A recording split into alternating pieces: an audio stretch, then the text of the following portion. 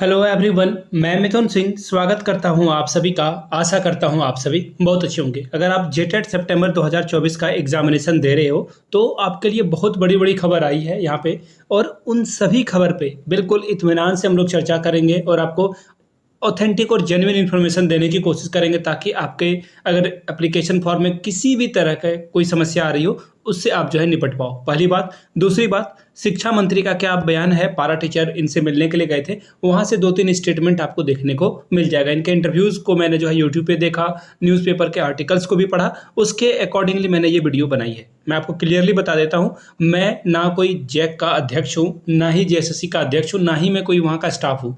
मैं जो भी बातें मीडिया में, जितनी बातें आपके लिए सामने रखी गई है उतनी बातें मेरे सामने भी रखी गई है। लेकिन मैं सिंस क्रिएटर हूँ तो मुझे रीड बिटवीन द लाइंस वाली चीज़ें समझ में आ जाती है, इसलिए मैं आपके लिए वीडियो बना पाता हूँ। तो चलिए, इस वीडियो में आपको सही और सटीक इन्फॉर्मेशन मिलेगी। और बाय द वे, जेटेट के लिए क्लासेस भी आ रही है, उन क्लासेस को आप जाकर देख सकते हो। उसका प्लेलिस्ट का जो लिंक है वो मैं आपको नीचे डिस्क्रिप्शन बॉक्स में दे दूंगा, और प्लेलिस्ट पे भी जाकर आप उन वीडियोस को चेकआउट कर सकते हैं। प्रीवियस क्वेश्चन पेपर भी अपलोड की गई है, और कुछ क्लासेस भी आप लोगों के लिए मैं लाने की कोशिश कर रहा हूँ, जो कि क्लासेस बीच बीच में रेगुलरली आ ही रही है। तो चलिए, सबसे पहले मैं आपको बता देता हूँ। देखिए, सबसे बड़ा कंसर्न जो जेटेट के लिए ये था कि प्रत्येक खंड में 40%, यानी कि 12-12 नंबर आपको लाना अनिवार्य था। अगर 30 में जो है 12 अगर आप नहीं लाते हो तो आप डिस्क्वालीफाई हो जाओगे। तो इसके रिगार्डिंग जो है शिक्षा मंत्री ने अपने सेक्रेटरी को बुलाया, और देखिए, जो ये पारा टीचर के स्टेटमेंट है जो उन्होंने बाहर में आकर इंटरव्यू में दिया है, उन्होंने स्पष्ट तौर पर कहा है कि ये जो 40% वाली जो बाध्यता है इसे जो है तुरंत खत्म कर दिया जाएगा। ये नहीं चल पाएगा झारखंड में। तो ये तो चलो, सबसे जो बड़ी सिरदर्द आपके लिए थी वो हट जाएगी। अब देखिए, यहाँ पे दो बातें आती है। झारखंड में सिंस आपको पता है ना कि जब तक आप अपने हक के लिए खुद खड़े नहीं होगे तो आपके लिए कोई आगे नहीं आएगा। तो सिंस ये जो 40% है अभी के लिए, तो सीधा सीधा ये समझ लो कि शिक्षा मंत्री ने पारा टीचर के लिए हटाया है। और मुझे जहां तक लग रहा है ये शिक्षक पात्रता परीक्षा है, तो मुझे लग रहा है ओवरऑल सभी कैंडिडेट को इससे बेनिफिट मिलना चाहिए। अब देखिए, पारा टीचर के लिए अलग प्रावधान हो सकता है या नहीं, या फिर जो है जनरल कैंडिडेट जो है उनके लिए भी होगा या नहीं होगा, ये समय के गर्भ में छिपा हुआ है। हो सकता है कि जैक के द्वारा या फिर कैबिनेट के द्वारा जो है कोई नियमावली निकलती है, तो उसके ऊपर मैं एक डेडिकेटेड वीडियो अलग से आपके लिए ले आऊंगा। फिलहाल के लिए तो ऐसा यही है कि पारा टीचर की बात मान ली गई है। 40% प्रत्येक खंड में लाने की बाध्यता खत्म कर दी गई है। फॉर्म में एडिट का ऑप्शन मिलेगा। देखिए, ये तो बहुत ही बेसिक चीजें थी, मैं कभी भी इस पर डर नहीं रहा था। बहुत सारे बच्चे मोबाइल से जिन लोगों ने फॉर्म भरा है, तो जो बीएड का सेशन जिन लोगों ने डाला था, देखो वहाँ पे जो है आपको ईयर जो है मेंशन नहीं देखने को मिलेगा। आपका सेशन अगर सपोज कर लो कि 2016-18 है, तो ये सेशन आपको दिखेगा ही नहीं। ये जो है एडिट, आई मीन जब फॉर्म आप पीडीएफ के फॉर्म में डाउनलोड करते हो तो ये आपको नहीं दिखता है। तो ये एक समस्या आ रही थी। इस पे देखिए, अब मैं उसी समय देखा, मैंने जब मेरे साथ भी ये समस्या हुई तो मैं समझ गया था कि ये जो एडिटिंग का ऑप्शन है डेफिनेटली देगी। अब कोई भी एग्जाम उठाकर देख लो, पूरे ऑल ओवर इंडिया में कहीं भी आपको एडिटिंग का ऑप्शन नहीं मिलता है क्या? डेफिनेटली मिलता है। या फिर बीपीएससी का फॉर्म आपने भरा होगा तो आपको बोला जाता है कि आपको फिर से नया फॉर्म भरना होगा, पैसे लगेंगे, यानी कि फॉर्म को केयरफुली आप भरिए। लेकिन जैक वाले में जो है आपको एडिट का ऑप्शन दिखेगा। जेएसएससी वाले में भी जो है हर एग्जामिनेशन में जो है एडिट का ऑप्शन दिखता है, तो यहाँ भी आपको दिखेगा। Don't worry about that. आपके नाम, पापा के नाम में और डेट ऑफ बर्थ या मोबाइल नंबर जो है वो छोड़कर आप सब कुछ एडिट कर सकते हो। अगर ये भी गलत हो गया तो दूसरा फॉर्म आप भर लीजिए। अब देखिए, शिक्षा मंत्री का बयान जो है 2-3 मायने में जो है बहुत बड़ी बात है। ऐसा क्यों कहा जा रहा है वो भी मैं आपको बताऊंगा। सबसे पहले मैं आपको सिलेबस के बारे में बता दूं। देखिए, सिलेबस को लेकर देखो, एक और बात है, कल ये वीडियो आ जाएगी 6 to 8 जिनका है, मैं उनके लिए बता दूं। 6 to 8 के लिए कल हम लोग एक वीडियो ला रहे हैं जिसमें मैथ और साइंस का जो पूरा सिलेबस है आपके साथ डिस्कस किया जाएगा। इसके लिए अलग से वीडियो कल आएगी। अब ये देखो, मैं ओपन करके आप लोगों को बता देता हूँ। जो ऑनलाइन कोर्स खरीदना चाहते हैं, किसी से भी, मैं किसी का नाम नहीं लूंगा, किसी के बारे में बुरा प्रचार नहीं करूंगा, आप किसी से भी लेना चाहते हो ना, तो वहां पे जब भी आप इंक्वायरी करोगे तो आप बस ये पॉइंट आप देखकर जो है पूछ लेना, आपके पास ये है क्या, ये आप पढ़ाओगे क्या। और मैं अभी आपको बता देता हूँ, साइंस हो या आपका एसएसटी हो 6 to 8 वाले के लिए, या फिर 1 to 5 के लिए भी हो, तो उनसे आप ये सवाल जो है पूछ लेना। अगर वो आपको संतुष्ट कर पाते हैं इसमें, तो फिर आप जो है आगे बढ़ जाना।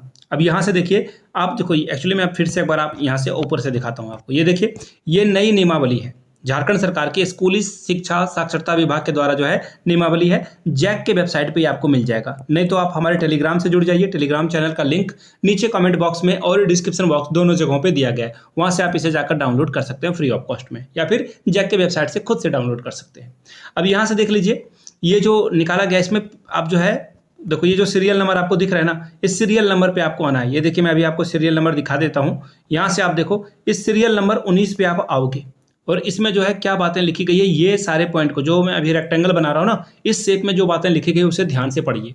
अगर आपका साइंस वाला सब्जेक्ट के ग्रुप में आप आते हो तो आपको 4 सब्जेक्ट पढ़ने होगा, एक्चुअली 5 टू बी प्रिसाइज 5। क्या क्या है देखिए, पीसीएम तो होगा ही होगा और जेडबीसी भी होता है, जूलॉजी बॉटनी और केमिस्ट्री। तो ऐसे में यहाँ सभी से क्वेश्चन पूछे जाएंगे। अब तो बोलेगा केमिस्ट्री मिल गया ना, तो कोई बात नहीं, उसे कंसीडर कर लो एक ना। तो फिजिक्स भी पढ़ना होगा, मैथ्स भी पढ़ना होगा, जूलॉजी भी पढ़ना होगा, बॉटनी भी पढ़ना होगा। और देखो मैथ वाले को सब कुछ पढ़ना होगा 6 to 8 में। सिंस बीपीएससी भी कोई भी स्टेट हो वहाँ पे जो है बायो से भी क्वेश्चन पूछे जाते हैं मैथ वाले बच्चे के लिए भी, और जूलॉजी बॉटनी वाले को तो मैथ का क्वेश्चन रहेगा ही रहेगा। तो खैर ये बातें हैं, इन सभी से क्वेश्चन आपसे पूछ लिया जाएगा। अब आप ही बताओ, इतने सारे सब्जेक्ट को आपको पढ़ना है। अब यहाँ पे देख लो क्या बात लिखी गई है, इसे हूबहू पढ़िए। उसके बाद आपके अंदर जो आ रहा है, जो भी प्रश्न हो रहा है, वो आपको जो है क्यूरियोसिटी खत्म हो जाएगी इस पैरा को पढ़ने के बाद। उच्च प्राथमिक विद्यालय स्तर पर पात्रता परीक्षा के लिए जो प्रश्न होगा वो विश्वविद्यालय अनुदान आयोग के मान्यता से प्राप्त स्टेट यूनिवर्सिटी के ग्रेजुएशन के जो पाठ्यक्रम है उसके अनुरूप होगा, और कठिनाई का जो स्तर होगा इसका वह स्नातक या फिर समकक्ष होगा। अब इसको ध्यान से समझने वाली बात है आपके लिए। देखिए झारखंड में टोटल कितने स्टेट हैं, सॉरी जो यूनिवर्सिटीज़ हैं 6 या 7 हैं, ठीक है। हम लोग जो है कंसीडर कर लेते हैं 7, थालापोरा रीजन। अब जो है 7 हम लोग कंसीडर कर लेते हैं कि यहाँ पे झारखंड में टोटल यूनिवर्सिटी, स्टेट यूनिवर्सिटी 7 है। गूगल कर लेना आप, ये बहुत कॉमन सी बात है। तो ये 7 यूनिवर्सिटी की अगर मैं बात करूं तो उन सभी के सिलेबस में जो बातें कॉमन दिखेगी वो वहां से क्वेश्चन पूछा जाएगा। आप सपोज करके देखो इन सारे से 5 सब्जेक्ट के कॉमन पूछे जाएंगे। ये तो मैंने अभी आपको फिजिक्स केमिस्ट्री मैथ का एग्जांपल दिया और जेडबीसी का एग्जांपल दिया। सेम विथ आपको इको भी पढ़ना होगा, आपको हिस्ट्री भी पढ़ना होगा, आपको ज्योग्राफी भी पढ़ना होगा, आपको सिविक्स भी पढ़ना होगा। इसके अलावा जो भी और भी सब्जेक्ट बनते हैं आर्ट्स वाले पेपर में वो भी आपको पढ़ना होगा। तो इन सभी को देख लो आप। ये जो 60 नंबर का सवाल पूछा जाएगा 6 to 8 में, यहाँ पे फंसना नहीं है आपको। तो अभी से देखिए, अभी फिलहाल के लिए आप क्या कर सकते हो। अब मैं बोल रहा हूँ किसी कोचिंग संस्थान में जाने से पहले पता कर लीजिए, और मुझे नहीं लगता कि इतने कम समय में कोई भी आपको इतनी बातें पढ़ा सकता है। तो कोचिंग जाना जो है फजूल वाली चीज़ तो मैं नहीं कहूँगा। जिनके पास कुछ भी तैयारी नहीं है वो जाए, बाकी जिनको पता है, जिन्होंने सीटेट वगैरह क्रैक कर रखा है, वो कोचिंग में जाकर अपना पैसा फूकेंगे। मैं सीधा सीधा बता देता हूँ, मैं रामदेव बाबा के कोचिंग सेंटर का नाम नहीं लूँगा, ना ही किसी और का नाम लूँगा। तो इन चीज़ों को आप ध्यान में रख लीजिएगा। ये तो सिलेबस निकाल रहे हैं खुद का, ये जो है खुद का सिलेबस निकाल रहे हैं, पीडीएफ फॉर्मेट में लोगों को बांट रहे हैं कि सिलेबस आ गया। अरे भाई सिलेबस किसी के पास नहीं है, नोबडी हैज़ दैट। किसी के पास सिलेबस नहीं है। अब बताओ सिलेबस कहाँ से निकाल रहे हो आप। तो खैर इनको दुकान चलाना, तो ये दुकान चला रहे हैं और आप लोग भी चाहते हो, दैट्स वाई ये दुकान ओपन करके रखे हुए हैं। अब यहाँ से देख लीजिए कुछ और बातें जो मैं ऐड करना चाहता हूँ कि अभी क्या पढ़ें। आपने तो समस्या गिना दिया, कुछ सॉल्यूशन भी तो दो। तो मैं आपको सॉल्यूशन दे रहा हूँ हमेशा की तरह। सीडीपी पे भी पूरा फोकस कीजिए, सीडीपी पे ध्यान दीजिए। इसके अलावा जो आपका हिंदी इंग्लिश है, ग्रामर के क्वेश्चंस को रोज जो है आप सेट लगाओ, हिंदी इंग्लिश पे ध्यान दीजिए आप। ये तो हो गया 2 सब्जेक्ट। अब सर एक और बात तो बता दीजिए, जो आपका रीजनल पेपर है, जैसे कि मैं खोटा रखा हुआ हूँ, अब मैं खोटा पे ध्यान दूंगा। आप नागपुरी, पंचपरगनिया, संथाली हो, कुछ भी आपका सब्जेक्ट हो सकता है, हिंदी इंग्लिश भी, उस पर ध्यान दीजिए ना।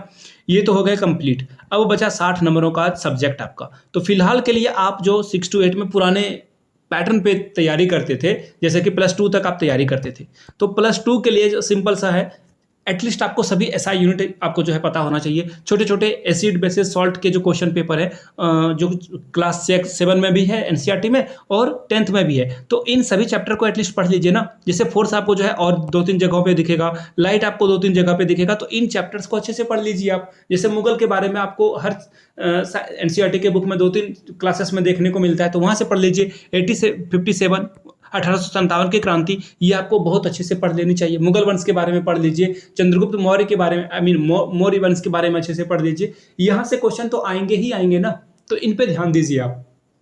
भारत की ज्योग्राफी पढ़ लीजिए बहुत अच्छे से, इंडिया का जो भूगोल है उसे अच्छे से पढ़ लीजिए, विश्व का भूगोल अच्छे से पढ़ लीजिए। क्वेश्चन तो यहीं से आएंगे, कहाँ से आएंगे।